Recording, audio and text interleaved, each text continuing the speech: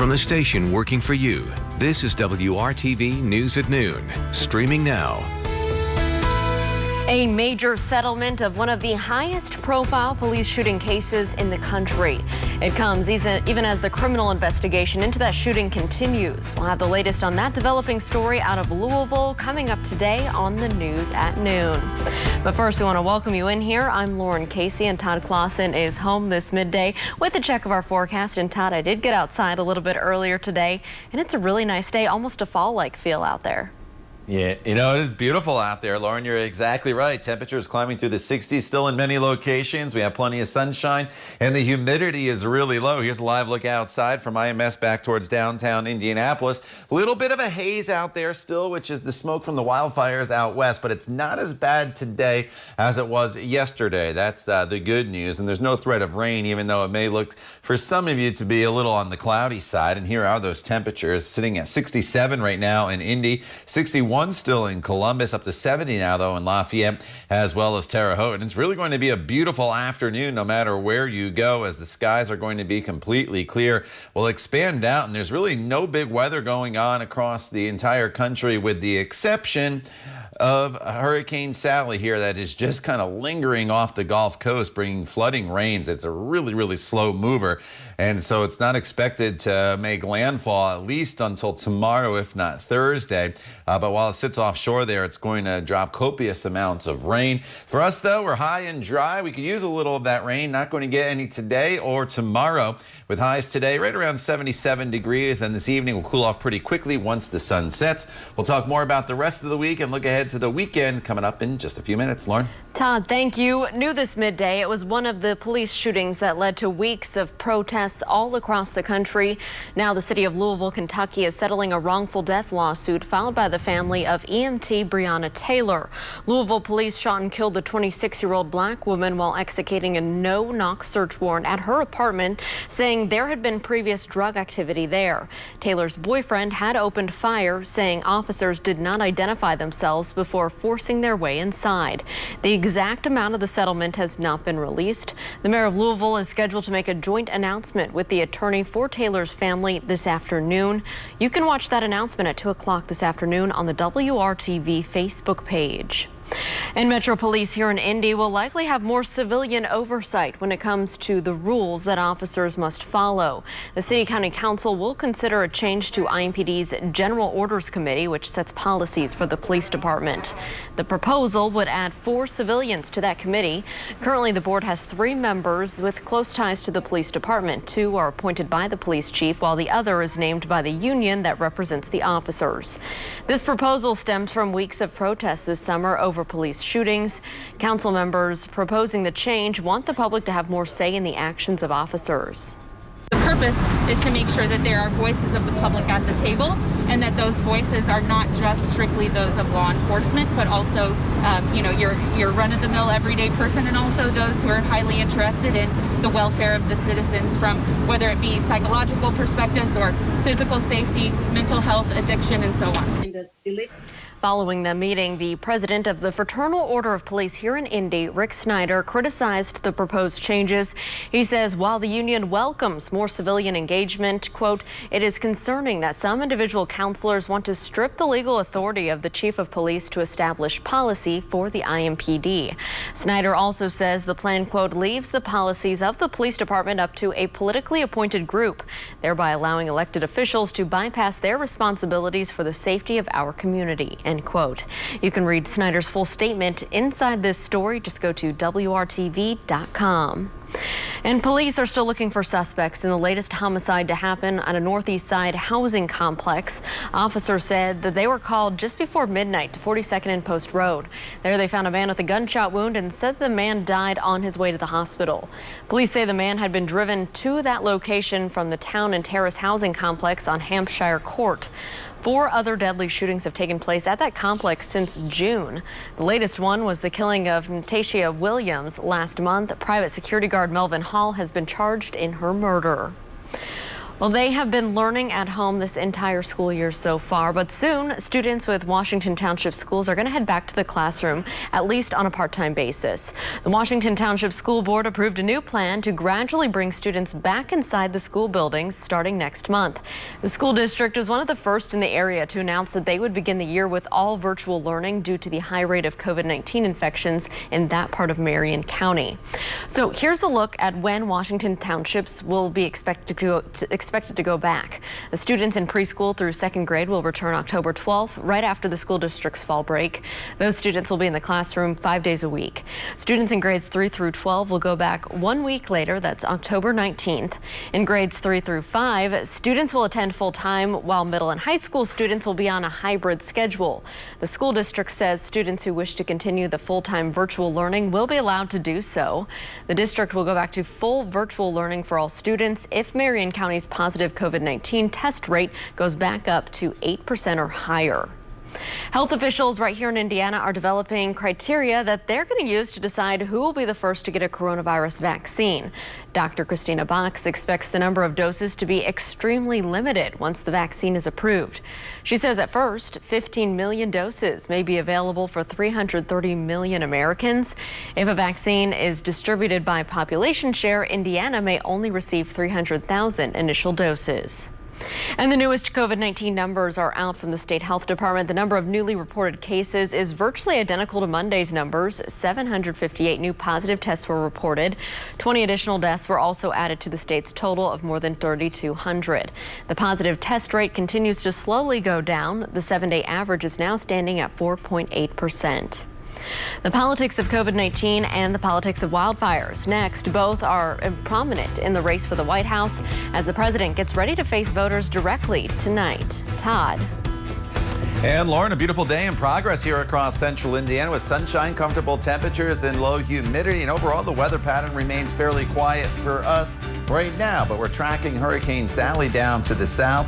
We'll let you know if that has any impact on our weather as we look forward to a weekend here in September. We'll talk all about it coming up in your WRTV Storm Team forecast.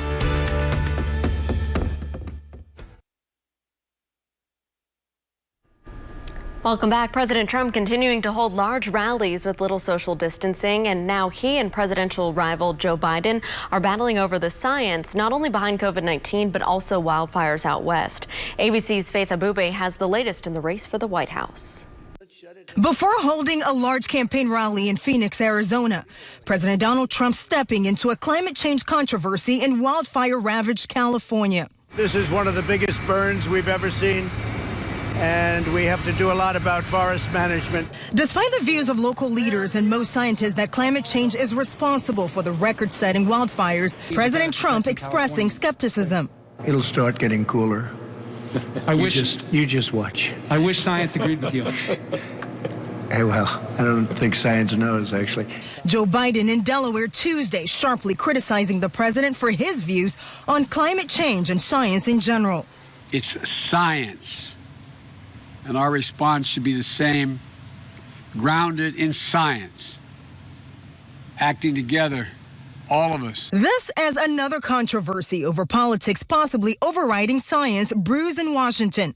The president's top spokesperson at the Department of Health and Human Services facing backlash after a report in Politico claims he was pressuring CDC scientists to change their weekly reports on the COVID-19 pandemic to better align with the president's more optimistic messages. As the death toll from the virus closes in on 200,000 in the U.S., President Trump defends his handling of the virus in a newly released audio excerpt from an interview between him and Washington Post journalist Bob Woodward for his book, Rage. More could have been done. Nothing more could have been done. Well, I acted early. And tonight, President Trump will be in the battleground state of Pennsylvania for an ABC News town hall. He'll be taking questions directly from uncommitted voters who could decide this election. And Joe Biden will have a similar town hall event on Thursday with another network. Faith Abube, ABC News, Washington. So they were promised results, but they still aren't seeing them. Next, WRTV tries to get answers for a neighborhood where changes were supposed to happen weeks ago. Now let's take a live look outside right now. A beautiful day here across central Indiana. Todd will break it all down for you in his Storm Team forecast. That's coming up, plus a look at the rest of the week. You're watching the news at noon right here on WRTV.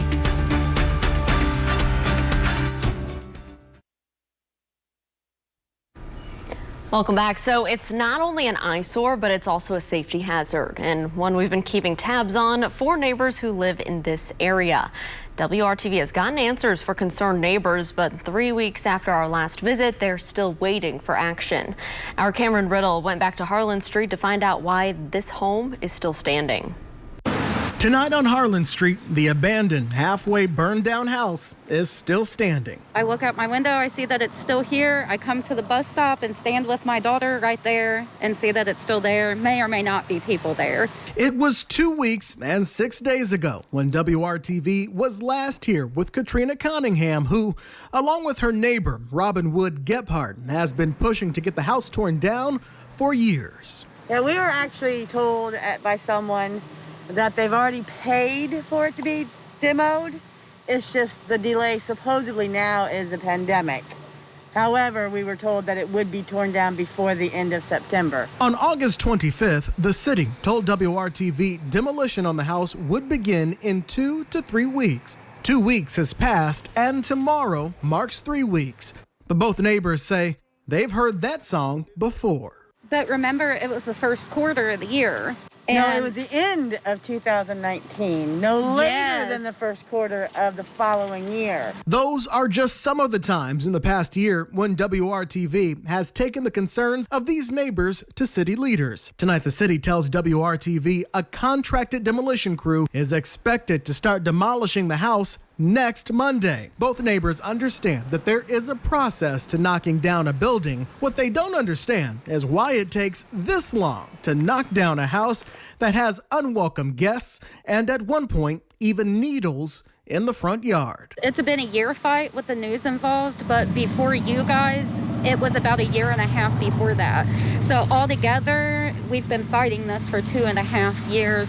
Why does it take 2.5 years for our kids in our neighborhood to feel safe?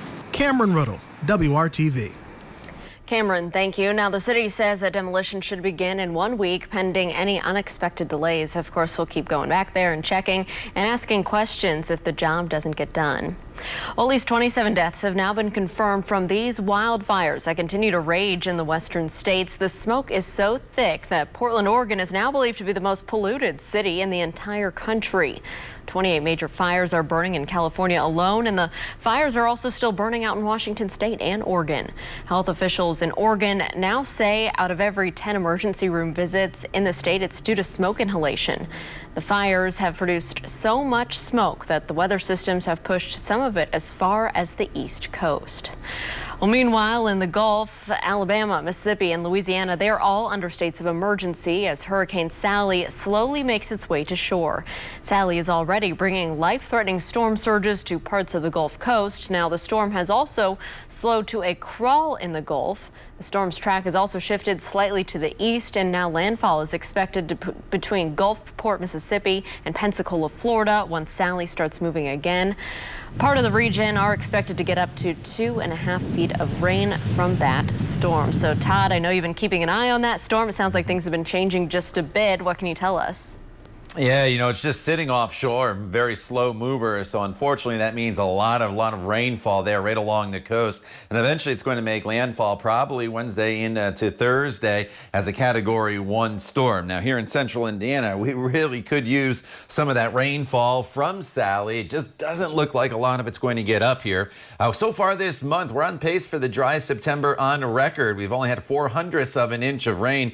And here we are halfway through the month on the 15th, and that puts us nearly an inch and a half below normal. Live look outside, no threat of any rainfall in the forecast for the day today. You notice how the sky's not that bright blue. We're still dealing with some of the smoke from those wildfires out west. I don't think the sky's as milky looking as it was yesterday here today, but nonetheless, that's why we also have to deal with not that bright blue sky. So as we go throughout the day, the humidity's low. That's the good news, and these temperatures are very comfortable. So all in all, you don't have to worry about the air quality issues issues that they are out west because that smoke's pretty high up in the atmosphere and not closer to the ground. 65 in Greenfield right now, 67 in Martinsville. 67 is the current temperature in Sullivan. Our high today, 78 degrees with those mostly sunny skies. 78, exactly where our high temperature should be this time of year for your average high.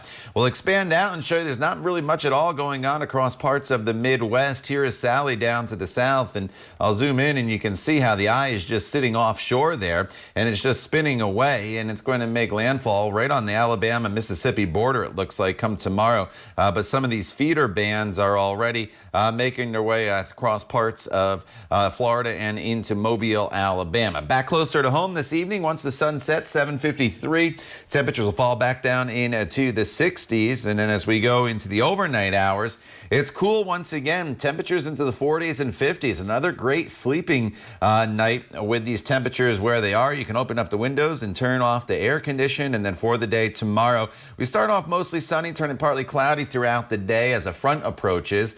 Touch warmer too tomorrow with a high temperature right around 80 degrees. Then as we look ahead even further, partly cloudy skies, a spot shower tomorrow. I wish we could get more rainfall in here, but I don't think it's anything more than a stray shower here or there as the front goes through on Thursday. Then Friday and Saturday, it's going to be a struggle, both of those days, to get up to 70 degrees, even with the sunshine, as we get a real big push of our first case of fall-like air. And not only are the high temperatures going to be on the cool side, but look at those low temperatures. Friday morning through Monday morning at least, low temperatures are going to be down in the 40s. That's in the city. In the outlying areas, I wouldn't be surprised if some areas get close to right around 40 degrees or maybe even into the upper 30s. The good news is with low humidity and lots of sunshine, each and every one of those days we warm up, and eventually by Monday of next week, high temperatures, Lauren, back up to right around 77 degrees. All right, Todd, thank you so much. So we know a lot of people have tried to get creative when it comes to getting more people to wear face coverings. In the city of Paris, Tennessee, the push to mask up and now includes one of its most famous landmarks. The western Tennessee town claims to be the home to the world's largest fish fry. So this giant catfish sits atop one of the city's welcome signs. Now that catfish with its massive open mouth is covered by a massive mask. The fish's home of Henry County, Tennessee is under a mandatory mask order, so county officials hope that their unofficial mascot is helping to hook people on the idea that wearing a mask protects everyone. Getting creative down there. When we come back, it is time for our Pet of the Week. So we want you to meet Diesel. We'll show you who Diesel is and if he would make the perfect fit for your family. That's all coming up just after the break. Stick around.